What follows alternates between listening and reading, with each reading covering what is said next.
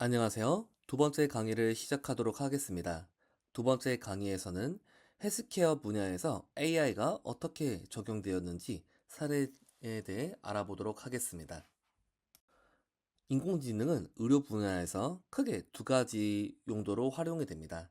첫 번째는 질병 진단이고 두 번째는 예후 관리입니다. 그러면 질병 진단에서 어떻게 인공지능이 사용되고 있는지 알아보도록 하겠습니다.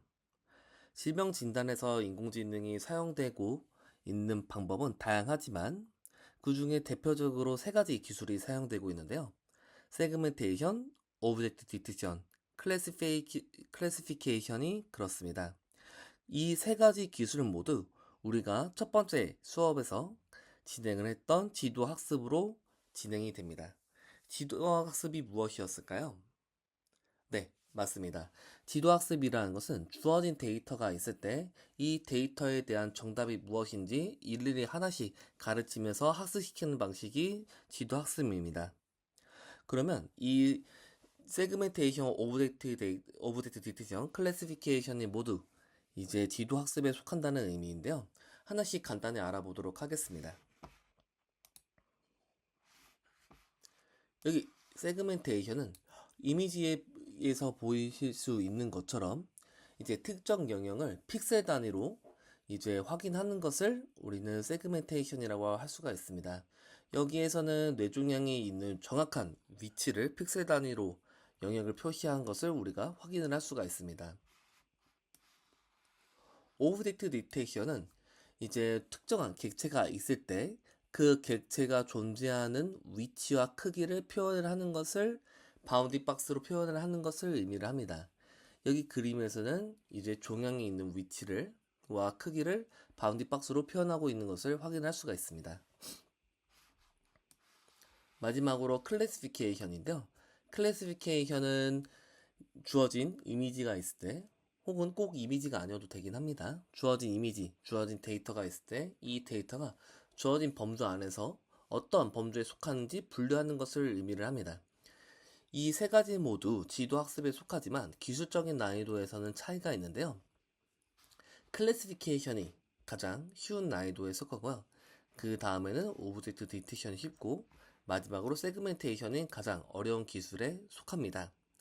그리고 이런 지도학습을 통한 의료 도메인의 인공지능 활용 방법은 딱히 꼭 이미지에서만 사용할 수 있는 것은 아니고요. 여기 보이는 신호 데이터나 보실 수 있는 신호 데이터나 텍스트 데이터에서도 동일하게 적용을 할 수가 있습니다.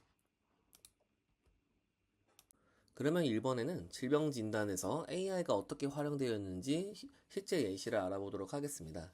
제가 준비한 자료는 루닛이라는 회사의 것인데요.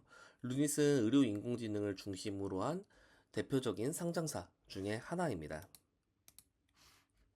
루닛의 솔루션으로는 대표적으로 여기 CXR과 MNG가 있는데요. CXR 같은 경우에는 흉부 엑스레이 영상을 분석을 해서 이제 흉막 삼출이라던가 기복증이라던가 석회화 등의 질병을 탐색을 할 수 있는 것을 진단을 할 수 있는 것을 목표로 하고 있습니다. 그리고 MMG 같은 경우에는 이제 유방 촬영술로 촬영한 이미지를 분석을 해서 유방 석회화 혹은 유방 종괴를 분석을 할 수 있는 것을 목표로 하는 솔루션입니다. 다음은 예후 관리에 대해서 알아보도록 하겠습니다. 예후 관리 시스템은 환자의 일상 속 건강 상태를 평가하고 관리하는 체계입니다. 그러다 보니 환자의 치료 경과를 모니터링하고 예측 가능한 건강 결과를 향상시키기 위해 다양한 데이터와 분석 도구를 활용을 할 수가 있습니다. 그러면 실제 예후 관리를 AI를 통해서 구현을 하고 상품화한 예시를 조금 전 질병 진단처럼 알아보도록 하겠습니다. 예후 관리에서 제가 알아본 정보는 뷰노입니다. 뷰노는 루닛과 마찬가지로 의료 인공지능 분야에서 상장한 대표적인 기업 중 하나입니다. 이제 뷰노는 딥카스라는 솔루션을 이제 제공을 하고 있는데요. 딥카스는 맥박, 호흡, 체온을 분석해서 환자의 심정지 발생 위험을 점수로 보여주는 인공지능 솔루션입니다. 여기서 또 이제 유의미하게 우리가 볼 수가 있는 것은 이제 뷰노에는 이제 디카스만의 매출을 일으키는 것은 아니겠죠. 디카스 외에 다양한 것들을 통해 매출을 일으키고 있을 텐데 뷰노의 23년 1분기 매출을 보면 이 디카스를 통해 일으키고 있는 매출이 총 뷰노의 매출 중에 67.6%나 차지하는 것을 우리가 확인을 할 수가 있습니다. 그만큼 예우관리 솔루션이 매출을 일으키기에 좋은 구조를 가지고 있는 솔루션이라고 우리가 평가를 할 수가 있습니다. 뷰노뿐만 아니라 제가 이제 익히 알고 있는 자주 소통하고 있는 의료 인공지능 도메인에 몸을 담고 있는 대표님들도 이제 질병 진단도 훌륭하지만 외우 관리를 통해서 매출을 일으키고 있는 대표님들이 많이 있는 편입니다. 그리고 저 개인적으로도 질병 진단보다는 예우 관리 솔루션이 이제 꾸준한 매출을 일으킬 수 있는 비행 구조를 짜기가 적절하므로 예우 관리에 AI를 도입한 사례들이 점차 늘어나지 않을까 생각을 하고 있습니다. 카카오 또한 예우 관리를 위한 AI 솔루션을 준비를 하고 있습니다. 대표적으로 파스타라는 게 있는데요. 이 파스타라는 앱을 통해서 혈당 정보를 실시간으로 공유를 해서 이제 사용자에게 혈당 관리를 위한 이제 생활 습관을 연결을 해서 건강한 식습관을 가질 수 있도록 지도를 해주는, 도움을 주는 그러한 솔루션입니다. 이렇게 대기업들 또한 기존의 IT 대기업들 또한 헬스케어 분야에 진출하기 위해서 연구 및 개발을 진행하고 있는 상황입니다. 다음으로는 의료 데이터들의 예시에 대해서 알아보도록 하겠습니다. 첫 번째로 알아볼 의료 데이터는 뇌파입니다. 뇌파는 두피에 접착식 전극 20여 개를 부착하여 전이차를 통해 뇌의 활동을 기록한 데이터입니다. 이 데이터를 이용해서 우리는 뇌전증을 1차적으로 진단하거나 경련성 질환, 뇌졸중, 뇌종양, 뇌혈관 질환, 의식장애 유무 등을 진단을 하는데 사용을 할 수가 있습니다.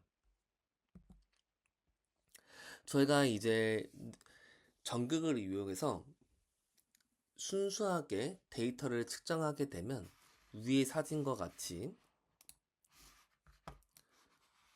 되게 중심이 없는 데이터를 얻게 됩니다. 하지만 이런 데이터를 그대로 이용해서 인공지능 등에 활용하게 되면 분석 결과가 당연히 좋지가 않습니다. 이러한 뭔가 지저분한 데이터를 얻게 된 이유는 사람의 움직임, 그리고 이제 외부의 자극, 그리고 땀, 이런 외부 자극들로 인해 데이터들이 정돈되지 않는 형태로 이제 우리가 얻게 되는데요.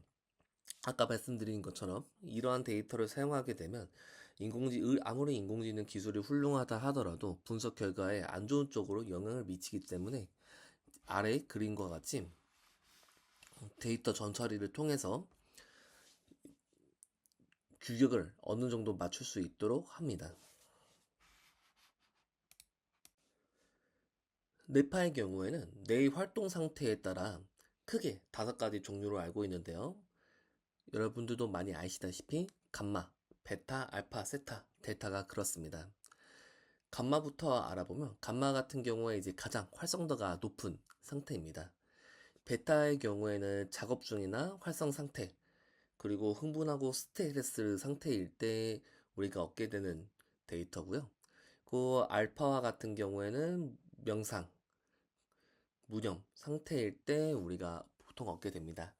세타일 때는 이제 수면 상태일 때 저희가 얻게 되는 데이터 중 하나고요.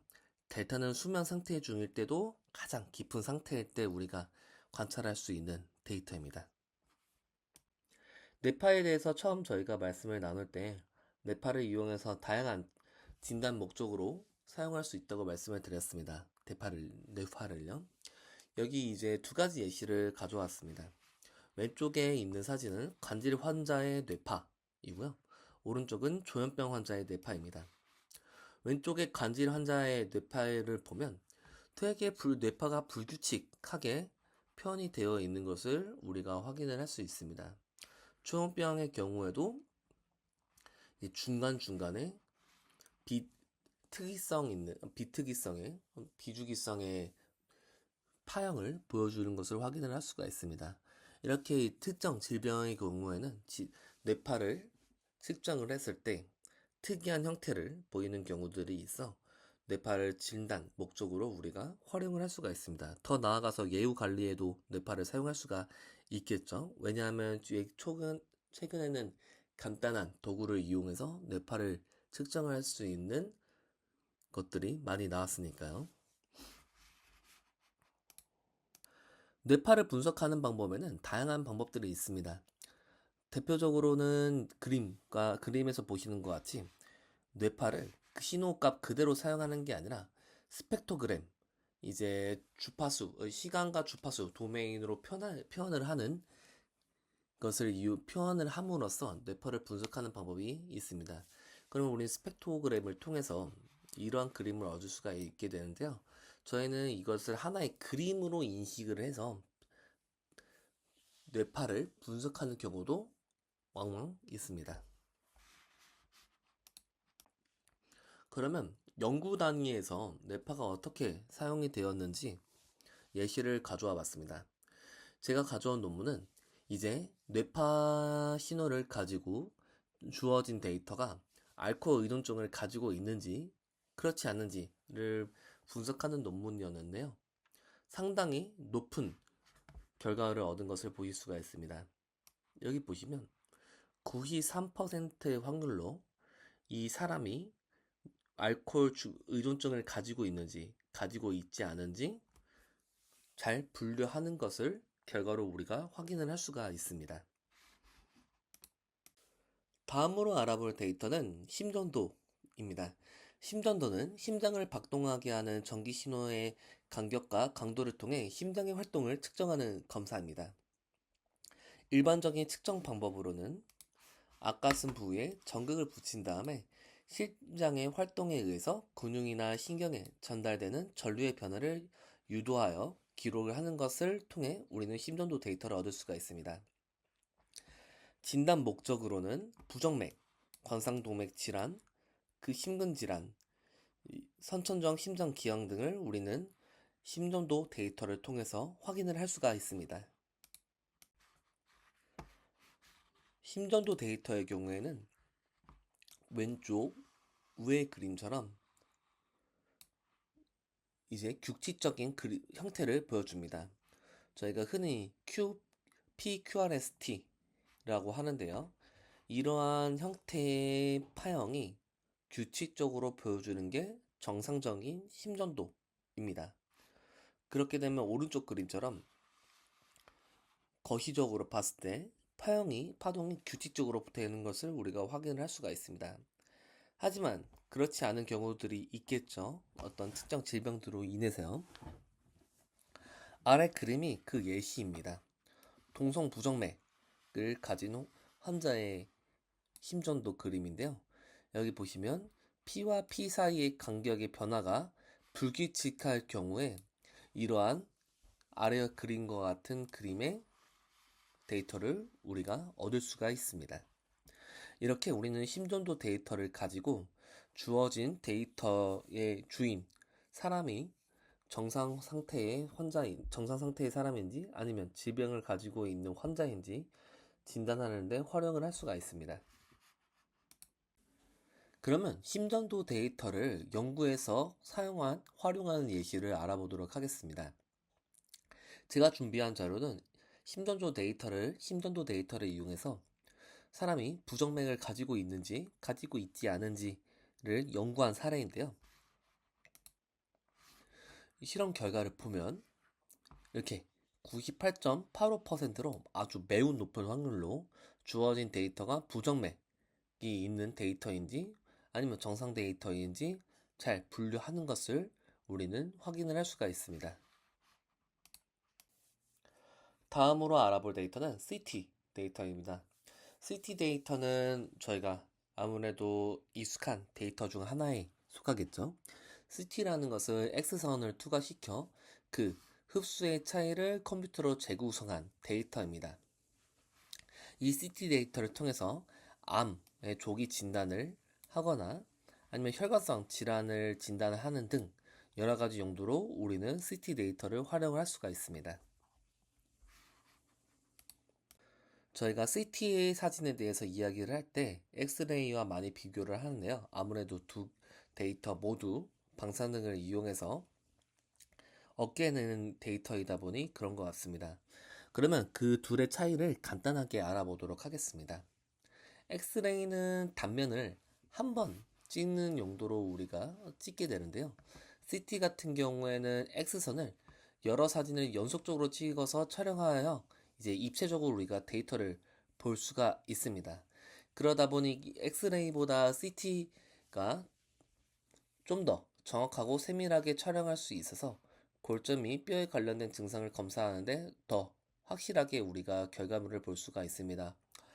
비단 뼈뿐만 아니라 다른 이제 용도로서도 이제 CT 사진을 사용하게 되면 아무래도 더 좋은 결과를 얻는 경우가 많이 있습니다. 하지만 이제 엑스레이보다 방사선량이 월등히 많기 때문에 임신부라던가 뭔가 큰 이미 질병에 있는 사람들에게는 이제 CT를 엑스레이 대신에 사용하는데 좀 부담이 있어서 그런 경우에는 피하는 경우도 많이 있습니다. 그러면 CT 사진을 어떠한 진단에 활용할 수가 있는지 좀 더 알아보도록 하면 이렇게 두부 검사, 머리죠. 머리를 검사를 해서 이제 뇌출혈 등을 우리가 확인을 할 수가 있고요. 흉부 검사를 통해서 이제 폐 관련된 질병을 우리가 확인할 수도 있습니다. 그리고 이제 혈관 조형 검사를 통해서 이제 혈관성 질병도 우리가 확인을 할 수가 있지요.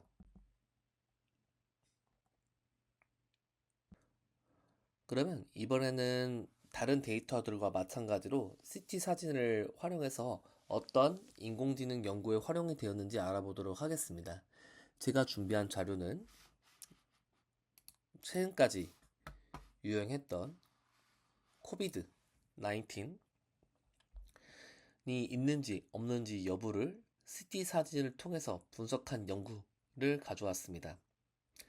이제 CT 사진은 이미지죠. 그 이미지라고 하면 아무래도 CNN 모델을 이용해서 분석하는 경우가 많이 있는데요.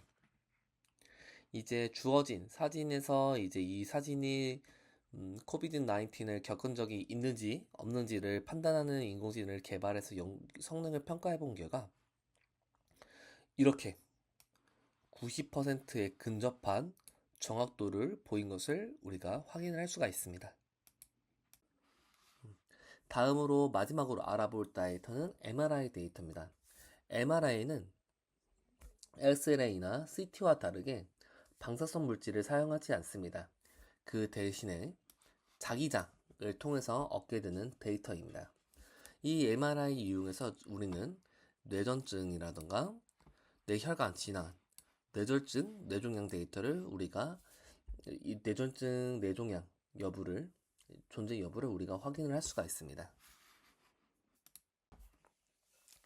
그러면 CT와 MRI가 어떠한 차이를 가지고 있는지 알아보도록 하겠습니다. 오른쪽에 CT와 MRI의 차이점을 잘 정리한 자료를 가져왔는데요. CT와 엑스레이는 앞서 말씀드린 것처럼 X선을 사용합니다. 이제 방사능을 이용을 하는데 그러다 보니까 아무래도 인체에 끼치는 유해 정도가 MRI에 비해 큰 편입니다. 특히 CT의 경우에는 많은 양의 방사능에 노출되기 때문에 MRI보다 확실히 더 몸에 끼치는 영향이 크다고 할 수가 있고요. 그러다 보니까 단기간에 CT 사진을 많이 찍게 되면 인체에 해로운 게 확실히 있습니다.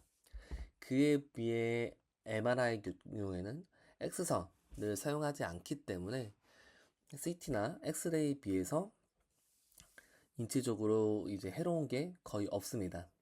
다만 이제 비싼 편이죠.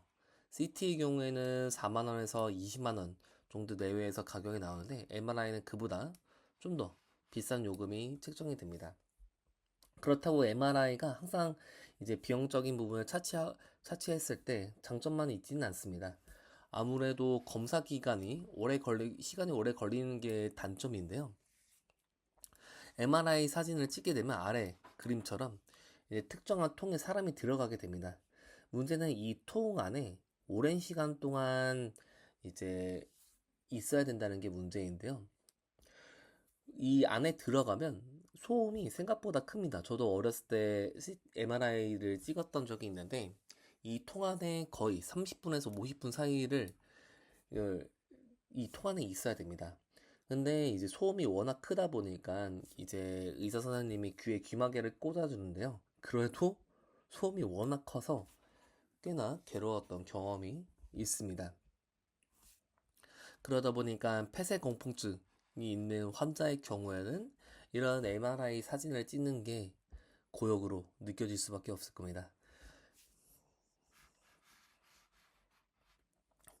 그래서 상황에 따라서 이제 MRI를 찍을지, CT 사진을 찍을지, 혹은 엑스라이 사진을 찍는 정도에서 마무리될지에 대한 이제 판단이 중요하겠죠. MRI 사진을 찍게 되면 우리가 다양한 데이터를 얻게가 됐고 그 다양한 데이터를 통해서 이제 진단을 할 수가 있는데요. 여기 왼쪽 사진과 같이 뇌혈관 사진을 얻을 수도 있고요. 오른쪽 사진과 같이 뇌 사진을 그리고 이제 척추 사진을 얻을 수가 있습니다. 이 사진들을 통해서 우리가 뇌혈관에 문제가 있는지 혹은 이제 뇌종양 혹은 뇌수막 쪽과 같은 문제가 있는지 그 척추의 경우에는 디스크가 있는지 등을 우리가 MRI 사진을 통해서 진단을 할 수가 있습니다. 그러면 MRI 데이터를 이용한 인공지능 연구 사례에 대해서 알아보도록 하겠습니다. 제가 준비한 자료는 MRI 사진을 통해 주어진 데이터가 알츠하이머 환자의 데이터인지 혹은 정상 데이터인지 분류하는 연구 사례를 가져왔습니다. 앞서 말씀드린 것처럼 이 이미지 데이터의 경우에는 CNN을 베이스로 한 모델을 많이 차용을 해서 연구를 하게 됩니다. 그리고 이 연구 사례의 결과를 보면 여기 보시는 것처럼 높은 정확도를 가지고 있는 것을 우리가 확인을 할 수가 있습니다. 70% 높은 70%보다 높은 정확도로 이 주어진 데이터가 알츠하이머 환자의 데이터인지 아니면 정상 데이터인지 분류를 하는 거죠.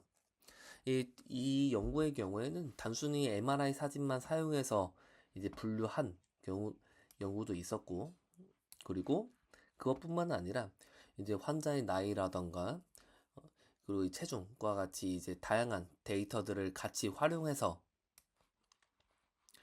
예측한 사례가 있는데요. 이제 이미지 데이터만을 사용했을 때는 76.9%의 정확도를 보여주었고, 이미지 데이터 외에 앞서 말씀드린 것처럼 환자의 나이라던가 그 환자가 가지고 있는 메타데이터를 같이 활용할 경우 이렇게 거의 80%에 가까운 정확도를 보인 것을 우리가 알 수가 있습니다. 지금까지 들어주셔서 감사합니다. 이종민이었습니다.